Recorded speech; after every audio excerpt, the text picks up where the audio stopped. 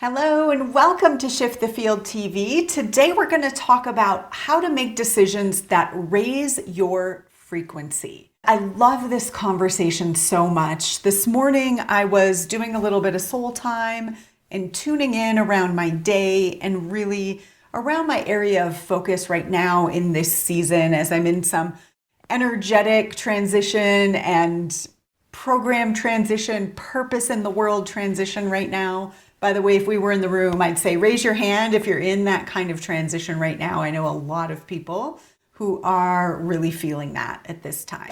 So anyway, I pulled a card from this deck, the Wisdom Keeper. And as soon as I read the first sentence, I knew I wanted to share it with you. So here's the card actually that I pulled, and it's card 57, and under it, it says intuition. Now, this deck is really fun. It's based in the gene keys or the gates in human design. They're connected. And if you don't know your human design, this is something that I have all of my clients do. I become familiar with their human design to help really design their transformational business around their top gifts and how they operate. So we use that in combination with the sourced magic, which is the framework that I've developed, and we bring those together to help design their business. If you're not familiar with human design, definitely recommend it.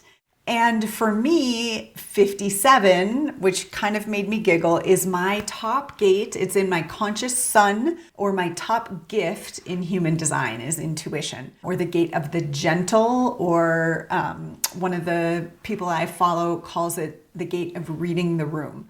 So it's this ability to gently move the room by knowing intuitively what's in the space. That's my top gift. So I'm definitely resonant, and I read it as just keep lining up to your top gifts and everything will work itself out, which I deeply, deeply believe. So the sentence I wanted to share, it says at the very top, every time you trust in your intuition or make a decision based on it, you raise the frequency of your whole aura. So let me read it again. Every time you trust in your intuition and make a decision based on it, you raise the frequency of your whole aura. This is why I'm just a fanatic about trusting your magic, because your magic is your intuition. One of the things we say here at Source that I say all the time is believe yourself, receive from Source. And that's basically what this is saying. The more you hear a knowing, you trust it, and you act on it, the more aligned you'll be energetically. You actually raise your vibration to the frequency of receiving more guidance from Source. When we're in our head, when we're following what everybody else's good advice is, we don't hear it as well. And all it takes is little decisions aligned with your truth over and over and over. And there, pretty soon, all of your decisions are at that higher frequency, that soul aligned vibration. So I wanted to share a couple examples of this. And recently in this channel, I talked about my story of cashing out my retirement account, which is something I did, 15 years ago when I was starting my business. And I did it because of a spiritual nudge. And I won't go through the whole story. You can find that here.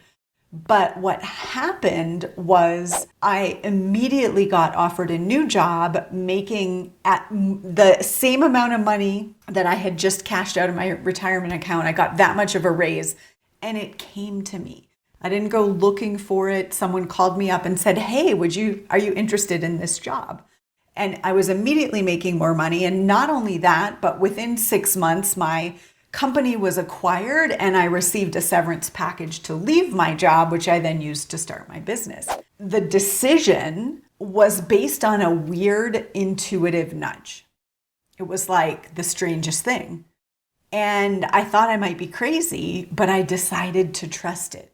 And all of a sudden, all of this abundance flew toward me as a result. We could say, that it was like coincidence, right?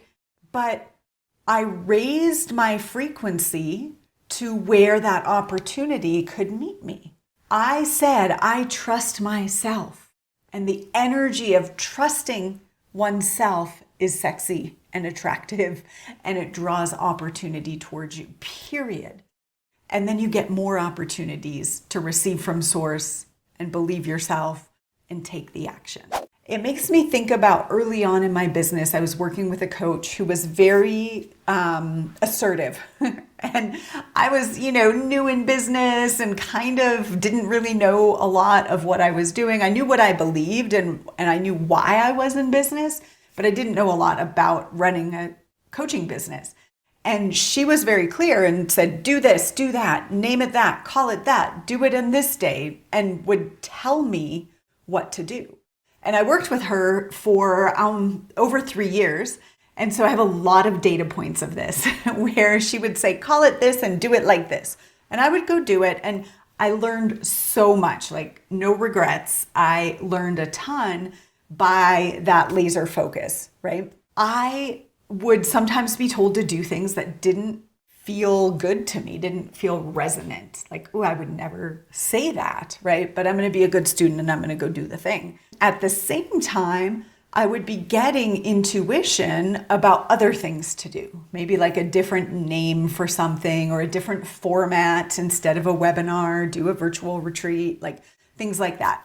And so I would be getting these nudges about that, and I would do those things too, because I wanted to be a good student. So I did all these things. So as you might imagine, I was doing a lot, taking massive action at this time because I was doing everything I was told and everything I felt intuitively, well, maybe not everything, but some things.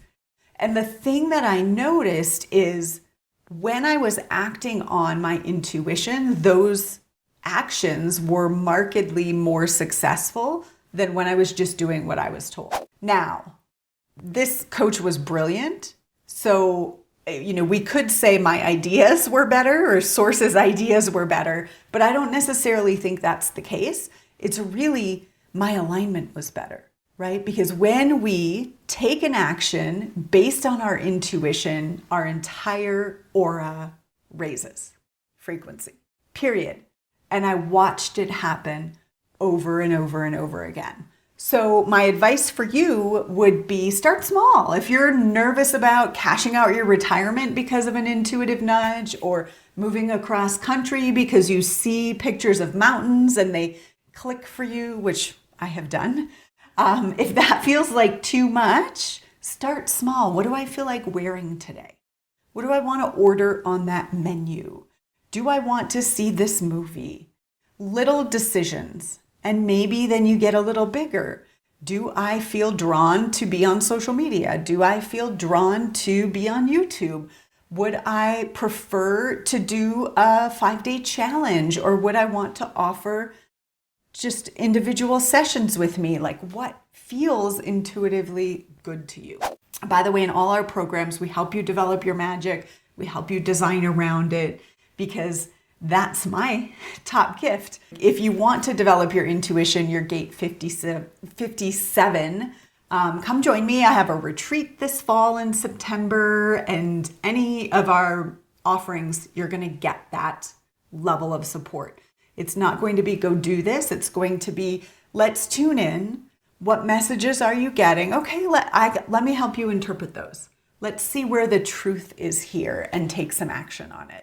And we do it in a way that's soul nurturing and feels like, of course, you can take that step and then that step and then that step. And before you know it, your frequency is raised to where the ideas and the opportunities find you.